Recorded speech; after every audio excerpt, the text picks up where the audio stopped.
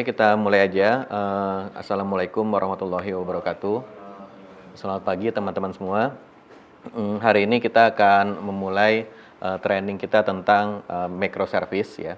Microservice sebetulnya itu hanya microservice itu konsep aja, konsep dan arsitektur. Nah, nanti supaya konsepnya ini bisa lebih real, bisa lebih terlihat, nanti kita akan demokan menggunakan Spring Cloud ya, menggunakan Java. Kemudian frameworknya menggunakan Spring Cloud. Nah, sebetulnya nanti implementasinya tidak harus pakai Spring Cloud, karena ya nanti kita akan bahas microservice itu sebetulnya dia teknologi agnostik, artinya kita bisa pakai teknologi apa saja. Cuma yang biasa saya pakai, kemudian yang cukup lengkap supportnya dan relatif lebih mudah diikuti itu Spring Cloud. Kalau kita pakai yang lain, misalnya kita pakai Laravel atau kita pakai Node.js, Express.js dan sebagainya, itu bisa juga, tapi ya banyak hal-hal yang kita harus bikin sendiri. Kalau kita pakai Spring Cloud, ini dia sudah sediakan, jadi kita tinggal pakai aja gitu ya. Nah, kemudian ini materinya normalnya biasanya saya deliver dalam waktu 6 hari ya. Dalam waktu 6 hari. Jadi dalam 6 hari itu setelah dijelaskan konsepnya, kemudian biasanya saya demokan, kemudian biasanya peserta cobain gitu. Cobain masing-masing, nanti kalau ada error ya kita bahas gitu ya. Nah, tapi karena ini kita padatkan, jadi mungkin nanti latihan pesertanya akan dikurangi, sehingga nanti bisa dicoba sendiri di rumah. Nah, ini materi trainingnya ini saya rekam. Jadi di sini ada screen recording. Jadi saya aktifkan screen recordingnya. Nanti kemudian juga ada nanti rekamannya itu nanti akan saya sharing, saya kopikan ya. Nah, kemudian juga di situ ada kamera. Nanti biasanya beberapa pekan setelah training kita edit, kita gabungkan. Nah, nanti itu hasil akhirnya bisa nanti akan kita kopikan juga ya. Jadi kalau misalnya ada yang ketinggalan, nggak usah khawatir, nanti bisa di replay lagi trainingnya ya. Nah, nanti yang tanya lewat Zoom ya, ini waktu saya menjelaskan nanti saya matikan dulu speakernya, takutnya ada notif-notif yang mengganggu ya. Tapi nanti begitu sesi tanya jawab, nanti saya aktifkan ya, nanti silahkan kalau ada yang mau tanya gitu ya. Oke, kita mulai aja ya. Nah, kita akan belajar tentang microservice ya. Microservice di sini pembahasan kita nanti kira-kiranya seperti ini. Yang pertama adalah microservice arsitektur, apa itu microservice ya. Kemudian untuk bisa membuat aplikasi microservice itu biasanya kita akan mengikuti panduan supaya aplikasi kita bisa bersifat cloud native ya. Cloud native itu ya artinya bisa dijalankan dengan baik di lingkungan cloud. Kemudian nanti ada teknis implementasinya supaya kita bisa cloud native itu ada yang namanya 12 factor. Jadi ada 12 faktor yang membuat aplikasi kita nanti akan lebih mudah berjalan di cloud environment ya. Kemudian nanti baru kita masuk ke framework atau implementasinya. Jadi konsep-konsep yang kita sudah bahas tentang konsep microservice, kemudian cloud native, 12 factor. Nah, itu bagaimana cara implementasinya, konkretnya seperti apa. Nah, itu nanti adanya di Spring Cloud Family ya. Jadi ada yang sudah membuatkan softwarenya sehingga kita tinggal pakai ya. Nah, tentunya ini hanya salah satu saja, nanti alternatifnya ada banyak. Selain Spring Cloud kita juga bisa pakai misalnya Istio ya, Istio sudah dibuatkan ada juga. Kemudian nanti ada juga solusi-solusi yang lain ya. Jadi nanti kita akan kita bahas satu persatu di perbagiannya gitu. Nah, kemudian sekarang kita masuk ke microservice ya. Microservice, apa itu microservice ya, dan seterusnya. Nah, microservice itu dia baru dipopulerkan tahun 2012. Jadi waktu itu ada conference atau seminar, kemudian ada orang-orang ini yang membawakan konsep microservice ya. Nah, kemudian di 2012 setelah mereka presentasi ini ya oke, wacananya, konsepnya bagus, tapi belum banyak yang mengadopsi ya, karena banyak faktor, nanti kita akan lihat ya. Nah, kemudian dia baru-baru mulai naik daunnya itu terutama di Indonesia itu di tahun 2016 ya. 2016 itu Adrian Cockcroft itu dia membuat presentasi. Nah, kemudian dia membahas tentang bagaimana Netflix mengimplementasikan microservice. Waktu itu dia kalau nggak salah CTO-nya Netflix ya. Netflix itu kan ya kita semua sudah tahu aplikasi buat streaming video gitu ya, streaming video. Dan kemudian kalau di Amerika dia sangat besar sekali sehingga sekarang saingannya sudah itu seperti Disney, kemudian ya pokoknya production house yang besar-besar itu menjadi saingannya dia gitu.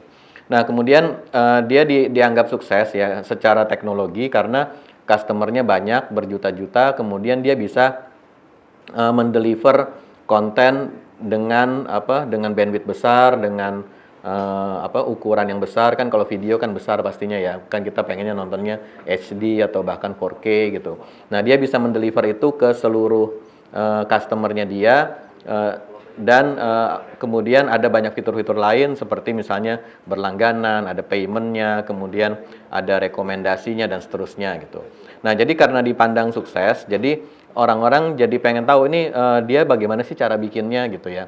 Ya, kita kan biasa ya kalau kita lihat ada aplikasi bisa handle request dalam jumlah yang besar, kemudian aplikasinya dipakai banyak orang. Nah, itu kan kita pasti pengen tahu dia pakai apa sih gitu. Bagaimana caranya, tips dan triknya. Nah, sehingga akhirnya ketika si Adrian Cockcroft ini bilang kita pakai microservice, maka orang-orang tertarik. Oh iya, coba kita coba implementasikan juga gitu ya. Jadi sudah ada success story-nya, sudah ada orang yang pakai dan sudah berhasil. Jadi bukan cuman orang bikin konsep kemudian terdengar bagus gitu. Jadi si Netflix inilah dia yang berkontribusi besar untuk menunjukkan bahwa itu bisa sukses ya. Nah, kemudian nanti ada lagi kontribusinya Netflix selain dia mencontohkan, dia juga membuatkan atau mengopen source sebagian besar teknologi yang dia gunakan. Jadi nanti kita akan lihat bahwa sebetulnya untuk mengimplementasikan microservice itu ribet. Jadi ada banyak hal-hal yang harus kita sediakan gitu.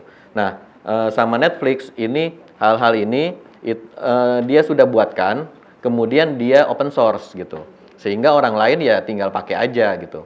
Nah, soalnya di awal-awal waktu tahun 2012 kalau kita mau implement microservice itu banyak sekali hal-hal yang harus kita kerjakan gitu. Sehingga untuk membuat service tambahannya itu mungkin ya kita spend 2 tahun, 3 tahun itu hanya untuk ngurusin gituan gitu. Nah, dengan si Netflix sudah mengopen source, maka kita bisa langsung tinggal pakai aja. Sehingga kita bisa langsung fokus ke proses bisnis yang kita mau implement gitu ya. Nah, nanti kita akan lihat apa saja sumbangannya si Netflix ke ekosistem microservice ini.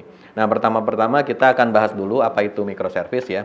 Jadi microservice itu kalau menurut Martin Fowler adalah suatu pendekatan untuk membuat aplikasi. Jadi di sini dia hanyalah suatu pendekatan aja ya. Jadi bukan framework, bukan bahasa pemrograman, bukan library gitu ya. Jadi dia konsep aja sebetulnya pendekatan. Kita mau bikin aplikasi A misalnya. Kalau misalnya di sini mungkin kita mau bikin aplikasi kepegawaian misalnya. Nanti ada proses bisnis rekrutmen, kemudian ada training, kemudian ada mutasi dan sebagainya gitu ya. Nah, jadi aplikasi ini kalau zaman dulu kita bikinnya single application. Jadi kita buat sebagai satu aplikasi ya. Kemudian di dalam aplikasi ini nanti kan banyak fiturnya. Nah, kalau microservice aplikasi ini nanti kita pecah. Jadi yang tadinya satu aplikasi menjadi banyak aplikasi atau istilahnya dia adalah service yang dia small atau kecil-kecil ya. Kemudian masing-masing service ini, masing-masing fitur ini running in its own process. Jadi artinya dia jalannya standalone, jalannya sebagai satu aplikasi sendiri gitu. Jadi kalau zaman dulu kita mau bikin aplikasi besar, kemudian kita mau bikin modular, biasanya kan kita bikin modul-modul ya. Kita bikin modul-modul atau kita bikin library. Nah, itu modul dan library itu dia jalannya embed di aplikasi utama gitu. Tapi kalau microservice ini modulnya ini dia jalan sebagai aplikasi sendiri gitu.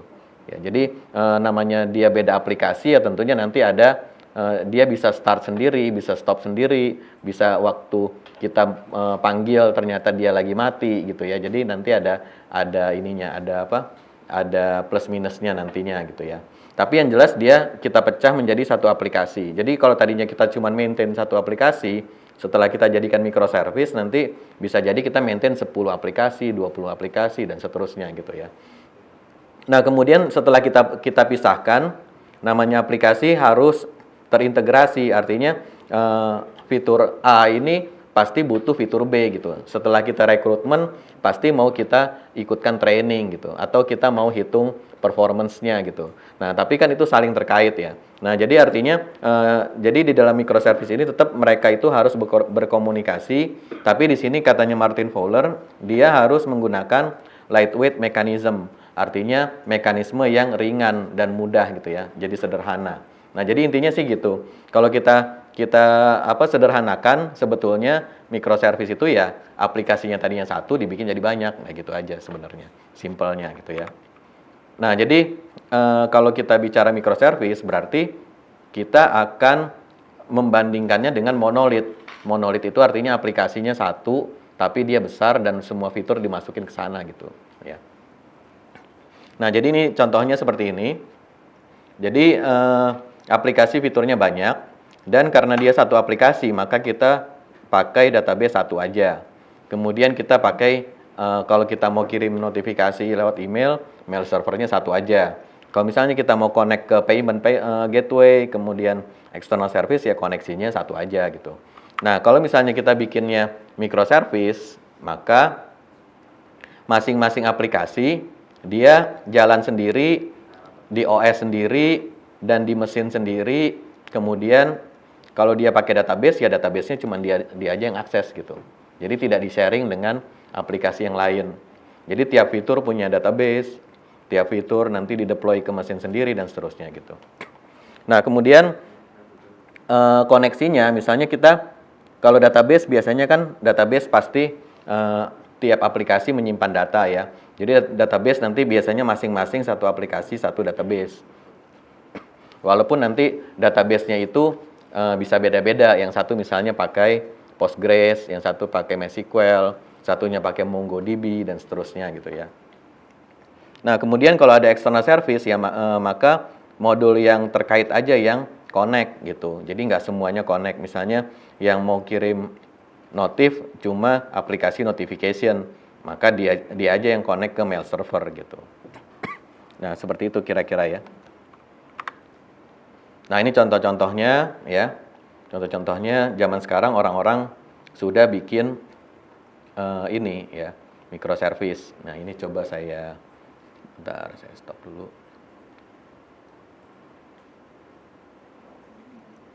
Oke ya, kita coba ya. Kita coba buka mana tadi? Nah, ini contohnya ya. Misalnya kita buka ini aja, yang Amazon aja ya. Nah, ini kalau kita lihat, ini loadingnya dia terpisah ya. Di sini ada gambar produknya, kemudian di sini ada bintangnya. Nah, kemudian di sini nanti ada di bawahnya similar produk ya. Jadi produk sejenis. Kemudian nanti di sini ada customer yang melihat produk ini juga melihat produk yang lain gitu ya. Kemudian di sini ada tanya jawab, ada video. Nah, di sini ada review gitu ya. Nah, ini kalau kita bikin aplikasi seperti ini, kalau zaman dulu kan kita yang open source ada ya, misalnya kita pakai PrestaShop gitu ya. Kalau yang suka bikin apa e-commerce ya, PrestaShop. Nah, atau kalau yang berbasis WordPress misalnya WooCommerce ya. Nah, ini aplikasi-aplikasi ini open source dan aplikasi e-commerce, artinya buat bikin toko online. Kira-kira secara fungsi ya mirip-mirip lah dengan Amazon, kemudian Blibli, kemudian Lazada dan sebagainya gitu ya. Nah, ini kalau kita download yang ini, WooCommerce dan teman-temannya ini aplikasinya monolith, artinya dia satu aplikasi sudah semua fitur gitu. Tapi kalau yang model-model seperti ini biasanya zaman sekarang kalau dia bikin sendiri biasanya dia sudah bikin dalam format microservice ya. Jadi ininya aplikasi sendiri nih, ya rekomendasinya. Kemudian pertanyaan itu aplikasi sendiri. Kemudian di sini reviewnya itu aplikasi terpisah lagi gitu. Jadi beda-beda ya, beda-beda aplikasi gitu. Nah, jadi kira-kira contohnya seperti itu ya. Nah, kemudian zaman dulu ya, zaman dulu itu orang sering bilang ada aplikasi namanya atau arsitektur namanya SOA, Service Oriented Architecture. Ini kalau yang codingnya sudah agak lama biasanya pernah mengalami nih, apalagi kalau di corporate atau di government. Biasanya dulu ada tren SOA, kemudian kita semua disuruh coding SOA gitu. Nah, cuman SOA ini ya tidak terlalu disukai oleh programmer karena ribet ya. Nah, jadi apa bedanya sama microservice? Ya, microservice kan service-service juga. Kemudian ada banyak, kemudian nanti kita gabung-gabungkan, kita kolaborasikan antar service gitu. Nah, sebetulnya microservice itu ya SOA juga ya. Cuman kalau katanya Martin Fowler itu hanya sebagian kecil aja dari SOA. Ya, kemudian ada lagi yang bilang, oh SOA itu kalau ngerjainnya benar ya jadinya microservice ya.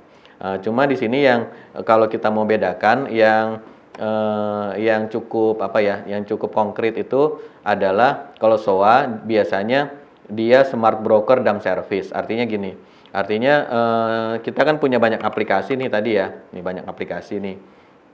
Kalau SOA nanti kita di tengah-tengah itu punya yang namanya BAS ya, Enterprise ESB ya, Enterprise Service Bus. Jadi semua aplikasi yang lain itu kalau mau ngobrol harus lewat si bus ini. Jadi dia ada di tengah-tengah, kemudian misalnya aplikasi A mau ngobrol sama aplikasi B. Maka aplikasi A ngehit ke busnya kemudian yang manggil si B gitu. Jadi ada perantaranya. Semua aplikasi nanti lewatnya situ ya. Nah, itu bus itu namanya broker atau perantara ya. Nah, kalau zaman SOA, si brokernya ini smart, artinya dia di situ banyak menyimpan proses bisnis. Jadi misalnya si A ini tadi mau ngehit service B. Nah, nanti dia cek dulu apakah datanya sudah lengkap atau belum, kemudian apakah boleh atau enggak, kemudian apakah sudah menjalankan ini atau belum. Jadi dia banyak mikirnya dulu, banyak proses bisnis di brokernya, baru setelah oke, dia forward requestnya tadi ke aplikasi B. Nah, begitu aplikasi B respon, nanti dia cek lagi responnya benar atau enggak, sesuai enggak. Nah, kalau sudah oke, baru dia teruskan ke aplikasi A ya. Nah, jadi di sini si brokernya itu smart, artinya dia banyak fitur atau banyak proses bisnis di sana. Sedangkan si masing-masing service itu DAM. DAM itu artinya ya dia terima request, balikin respon gitu, nggak ada proses bisnis yang lain. Pokoknya ini simpan, dia simpan. Ini query, ya udah dia keluarin datanya gitu ya. Nah, itu namanya smart service, smart broker DAM service. Nah, kalau microservice ini kebalikannya. Jadi yang namanya broker itu yang pertama adalah belum tentu ada. Jadi belum tentu kita pakai broker kalau di microservice. Jadi bisa aja si A ini langsung connect ke B. B-nya ini nanti manggil lagi service C dan seterusnya gitu. Jadi bebas-bebas aja gitu ya. Nah, kemudian smart services, artinya si service ini begitu dia dipanggil, maka dia harus melakukan kalau ada validasi ya dia validasi sendiri. Kalau ada prasyarat misalnya sebelum bisa order harus cek saldo dulu ya dia cek saldo dulu gitu ya dan seterusnya. Atau kebalikannya, service yang memanggil dia yang mikir dulu gitu. Misalnya saya mau panggil service B nih. Berarti saya harus cek dulu datanya sudah lengkap belum, kemudian prasyaratnya sudah terpenuhi belum, kemudian baru dia panggil. Nanti kalau gagal gimana? Ya dia handle sendiri gitu. Misalnya dia lagi panggil kemudian disconnect, atau dia panggil kemudian dapat balikan tapi balikannya tidak sesuai yang diharapkan, ngapain gitu. Jadi artinya si service ini yang akan menghandle sendiri banyak sebagian besar dari bisnis proses. Jadi mostly bisnis proses kita nanti dihandle sama service. Sehingga brokernya ini ya dia kalaupun ada, dia hanya bersifat meneruskan aja. Pokoknya kita bilang ini kirim ke aplikasi B. Udah dia nggak mikir lagi, dia tinggal cari aplikasi B-nya mana, dia kirim ke sana, udah selesai gitu. Jadi dia tidak banyak melakukan peranan, sehingga kita bilangnya DAM broker smart services gitu ya. Nah, itu bedanya antara microservice dengan SOA gitu. Ya, tapi intinya sih kalau mau diperdebatkan ini panjang, tapi yang jelas kalau dari sisi kita sebagai application developer, ya pokoknya kita bikin aplikasinya tadinya satu jadi banyak lah gitu, intinya seperti itu. Ya. Nah kemudian tentunya ada plus minus ya, karena microservice ini sebetulnya bukan obat segala manjur ya, cuman ini adalah salah satu pilihan saja bagaimana kita akan membuat aplikasi gitu. Nah, jadi nanti ada plus minusnya dan belum tentu cocok juga kita implement. Nanti kita lihat-lihat dulu karakteristiknya apa gitu ya. Karakteristik project yang mau kita bikin seperti apa gitu. Nah, kemudian kita bahas ya. Pertama, plusnya dulu ya.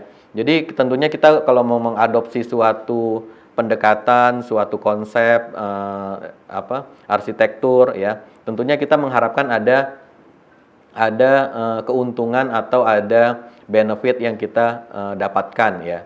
Nah, sekarang benefitnya adalah yang pertama, karena aplikasinya ini kita pecah-pecah, maka kita bisa developnya dengan masing-masing juga ya. Artinya, misalnya yang aplikasi A ini kita mau assign misalnya 1 orang, aplikasi B misalnya 3 orang karena dia lebih banyak.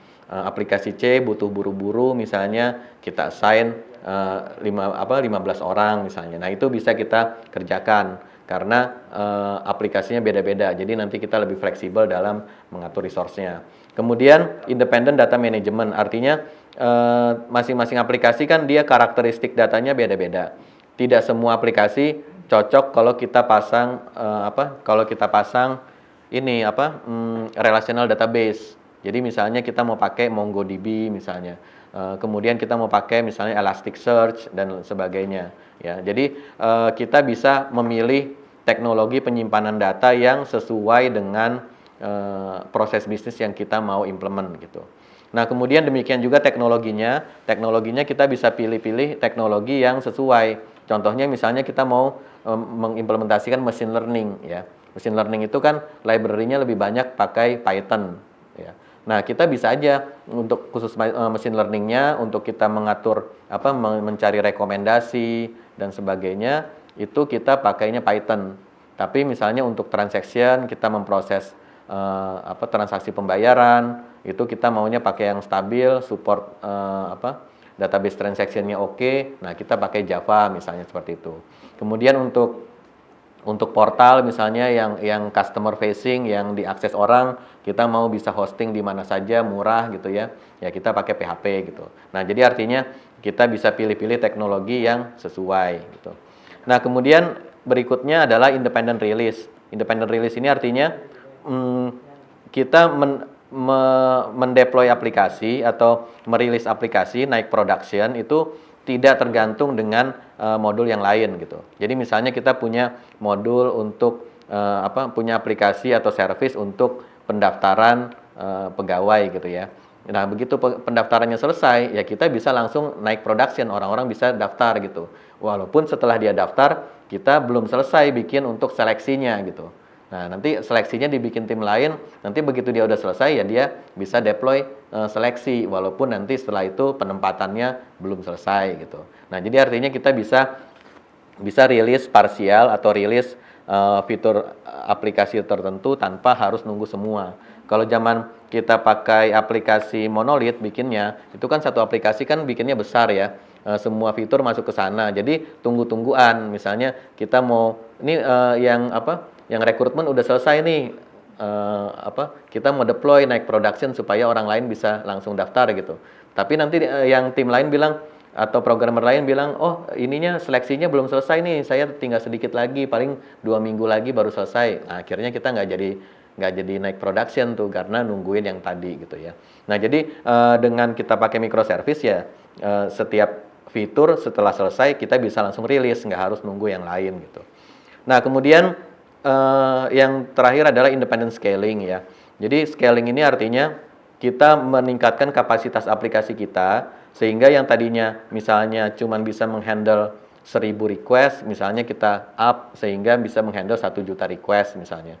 Misalnya lagi ada musim penerimaan pegawai lagi dibuka gitu ya. Itu kan semua orang pasti daftar ya. Sehingga untuk mendaftar itu kita butuh kapasitas yang besar ya. Nah, tapi fitur yang lain misalnya setelah dia daftar kita akan melakukan seleksi. Nah, seleksinya ini kan nanti belum tentu sebanyak yang daftar gitu ya. Atau setelah dia seleksi ada penempatan setelah keterima penempatan. Nah, penempatan ini juga pasti loadnya tidak sebesar yang registrasi tadi gitu.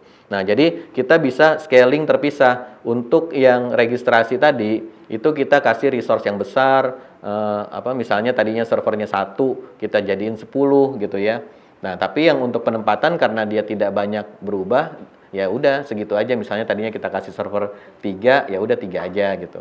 Atau mungkin ditambah jadi 5. Tapi yang registrasi kita tambah jadi 10 misalnya seperti itu ya. Nah, jadi bisa masing-masing. Nah, kalau misalnya dia monolit maka nggak bisa. Jadi mau naikin satu harus naikin semuanya gitu ya. Nah, seperti itu. Nah, jadi itu namanya independent scaling. Nah, ini plusnya ini yang harus kita ingat-ingat apakah ini kita butuhkan atau tidak gitu ya. Karena kadang-kadang ya kita nggak butuh juga. Contohnya misalnya kita programmernya cuma misalnya 5 orang misal ya. 5 orang terus kita mau microservice dengan mengharapkan independent development ya agak susah karena dengan 5 orang paling maksimal kita cuma bisa membagi menjadi 5 aplikasi gitu kan. Kalau kita mau bikin jadi 20 aplikasi ya nggak bisa gitu. Nah, akhirnya satu orang pegangnya 4. Nah, pegang 4 berarti dia harus mengintegrasikan 4 aplikasi gitu. Malah jadi ribet gitu ya. Nah, makanya nanti kita lihat-lihat dulu apakah ini sesuai atau enggak. Terus contoh kedua misalnya kita pengen data manajemennya independen gitu. Tapi setelah dilihat aplikasinya ini semuanya paling cocok kita implementnya menggunakan relational database, pakai MySQL, Postgre. Nah, ya buat apa gitu ya. Jadi tidak perlu. Nah, kemudian minusnya ya. Jadi artinya untuk mendapatkan keuntungan seperti ini ada banyak hal yang harus kita pertimbangkan ya. Yang pertama adalah kita harus menentukan dulu kita membaginya itu skopnya seperti apa gitu. Jadi aplikasi A ini misalnya tadi kita punya aplikasi rekrutmen ya. Rekrutmen itu skopnya sampai di mana? Orang daftar, setelah daftar masukin data pribadi. Kemudian setelah itu, nah apakah di sini kita mau sortir nggak berdasarkan kualifikasi misalnya? Kita punya lowongan spesifikasinya misalnya S2, tapi ada yang daftar S1 untuk posisi itu. Nah, ini mau kita seleksi di sini atau mau kita seleksi di modul seleksi gitu. Di aplikasi seleksi atau di aplikasi registrasi langsung di reject. Nah, pertanyaan-pertanyaan seperti ini nanti akan sering muncul waktu kita mendesain servisnya. Jadi servis A ini dia sampai mana tanggung jawabnya? Yang mana yang harus masuk ke sini gitu ya. Aplikasi B ini dia sampai mana? Nah, itu boundary-nya itu service boundary-nya atau scope dari masing-masing service itu kita harus tentukan dengan tepat ya. Kalau misalnya dia terlalu kecil, nanti dia akan kebanyakan manggil service lain ya. Nah, itu nanti jadi lemot aplikasinya karena dikit-dikit ngakses yang lain, gitu ya.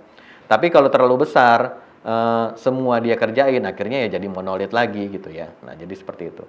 Nah, kemudian yang kedua kita nanti akan menemui masalah interop atau versioning ya. Jadi misalnya tadi aplikasi kita ada 2, yang pertama rekrutmen atau yang pertama registrasi, yang kedua seleksi gitu ya dalam proses rekrutmen.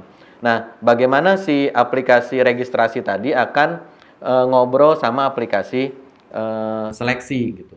Misalnya aplikasi seleksinya misalnya naik ke versi 2, apakah dia masih kompatibel nggak dengan aplikasi registrasi versi 1 tadi gitu. Nah, jadi seperti itu ya. Kita harus mikirin tiap kita naikin versi satu service, kita harus lihat yang pakai dia siapa aja. Kemudian kalau saya tambahin ini bakalan mengganggu yang lain atau enggak. Jangan sampai kita ngupdate satu service, 5 service yang lain down semua gitu. Karena tipe datanya berubah lah, karena beda ya seperti itu ya. Nah, kemudian yang ketiga adalah transaction management ya. Transaction management ini kalau teman-teman pernah pakai database transaction ya. Mungkin masih ingat dulu materi waktu kuliah dulu, database transaction ada ACID principle ya, atomic, kemudian konsistensi dan seterusnya. Yang intinya adalah kalau kita punya misalnya ada 3 SQL statement, misalnya kita select, kemudian kita update, kemudian kita insert gitu. Nah, begitu insertnya gagal, kita mau update-nya juga di cancel gitu, di rollback nggak jadi gitu ya. Nah, itu kalau yang seperti transaction management seperti ini, kalau aplikasinya satu, berarti kan database-nya satu. Ini gampang, tinggal kita ini aja. If error, maka rollback semua gitu. Mau kita punya 10 statement, itu begitu yang terakhir gagal, yang 9 sisanya di undo semua, itu gampang gitu. Karena sudah ada fitur dari database, tinggal kita pakai aja. Nah, tapi kalau aplikasinya beda, database-nya beda, ini menjadi PR lagi ya. Apalagi kalau database-nya beda, yang satu Postgre, yang satu MySQL. Satunya MySQL, satunya MongoDB. Dari skemanya aja dari strukturnya aja udah beda gitu ya. Nah, jadi yang tadinya kita dengan mudah kita implement rollback, sekarang kita nggak bisa lagi rollback. Nanti harus diakalin lagi, kita harus bikin fiturnya untuk undo. Jadi misalnya gagal, kita ngehit lagi sekali lagi cancel yang tadinya kita ini udah insert, kita hapus lagi manual gitu ya. Nah, itu transaction management. Nah, kemudian berikutnya adalah deployment ya. Jadi biasanya kita mendeploy satu aja aplikasi. Nah, sekarang kalau banyak dia jadi misalnya jadi 5 aplikasi ya, kita jadi 5 kali deploy gitu ya. Nah, itu harus kita pertimbangkan juga. Kemudian masalah konfigurasi ya. Nah, ini kalau kita lihat, kalau misalnya aplikasi kita satu, maka konfigurasi kita satu aja kan. Tapi kalau kita aplikasinya banyak, masing-masing aplikasi ini ada konfigurasinya.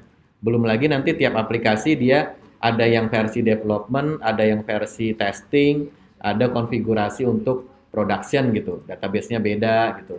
Nah, kalau misalnya satu aplikasi aja ada 3 config, maka kalau aplikasinya ada 5, itu sudah ada 15 konfigurasi yang harus kita manage gitu.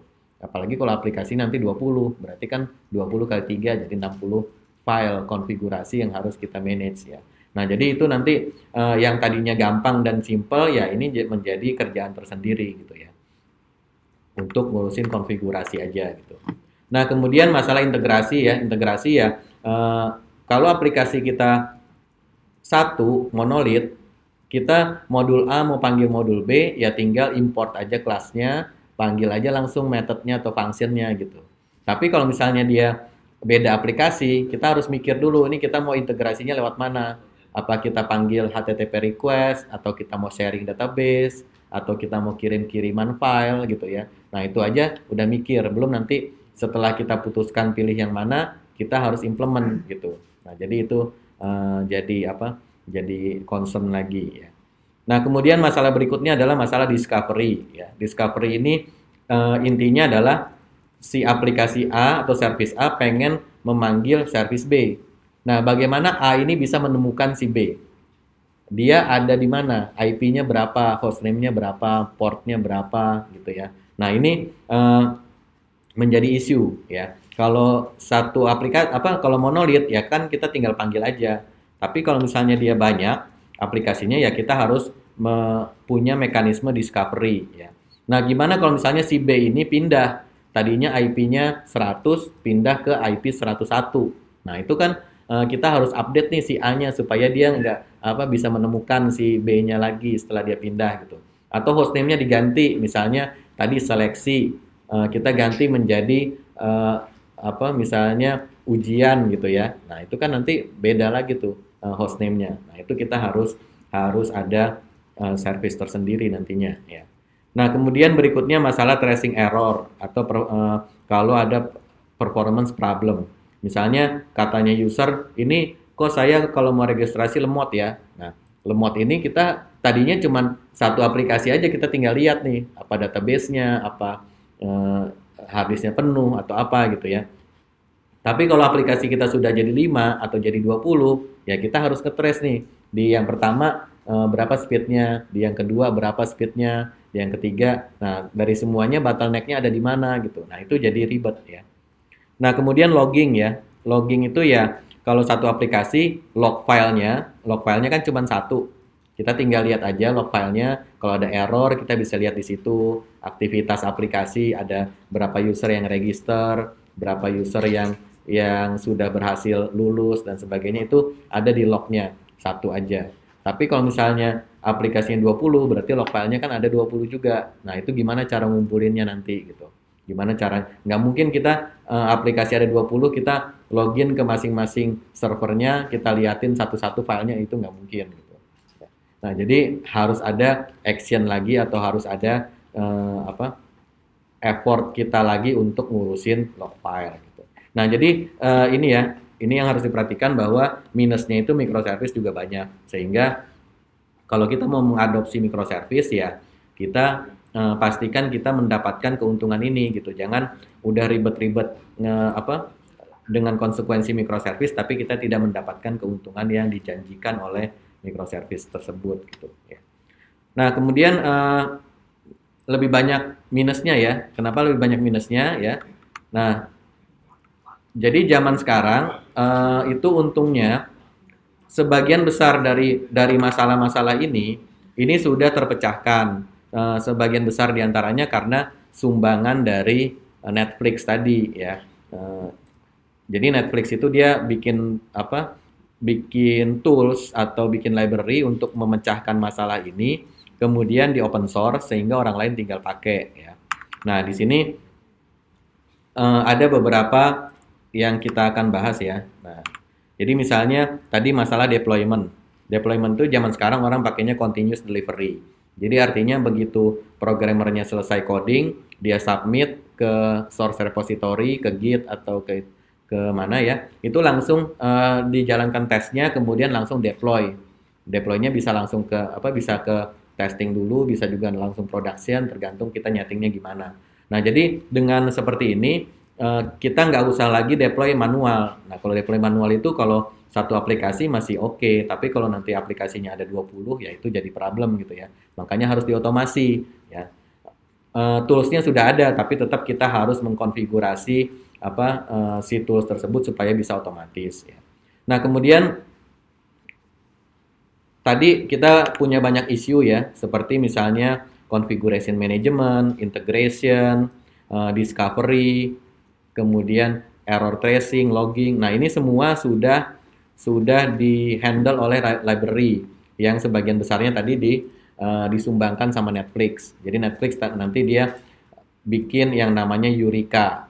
Eureka itu nanti adalah discovery service. Jadi begitu aplikasi kita nyala, aplikasi kita bisa mendaftarkan diri ke Eureka server.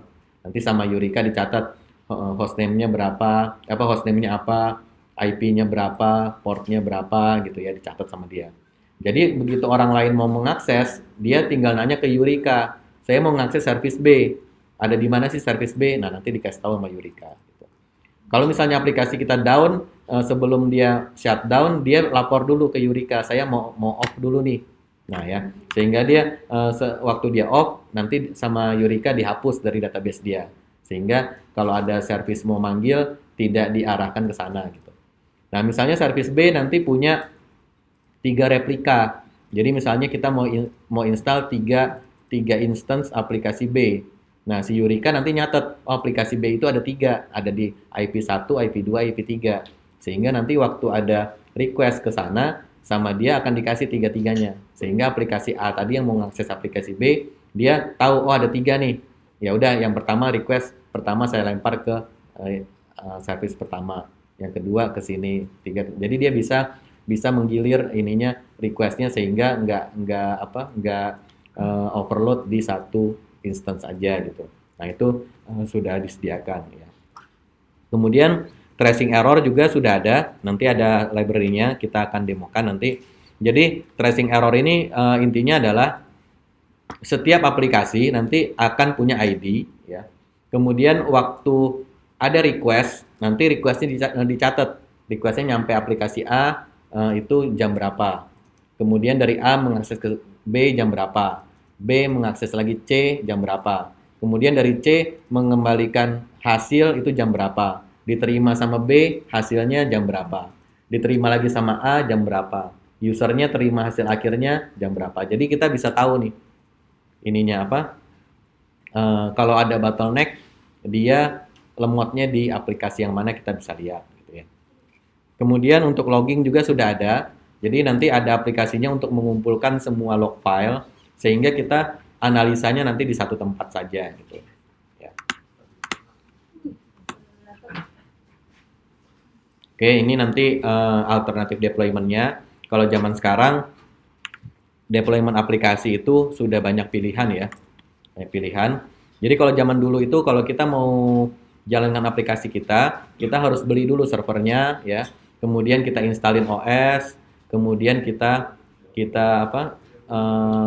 install aplikasi pendukung, misalnya kalau PHP ya kita install Apache-nya, install MySQL-nya, install PHP-nya itu sendiri gitu ya. Nah, kalau sekarang kita bisa deploy ke cloud. Nah, cloud ini nanti ada yang cloud disediakan oleh perusahaan lain, swasta atau third party. Bisa juga kita bikin cloud environment di tempat kita sendiri. Jadi servernya tetap kita yang ini, cuma metode manajemennya seperti cloud. Jadi istilahnya private cloud atau on premise ya, kita bikin sendiri.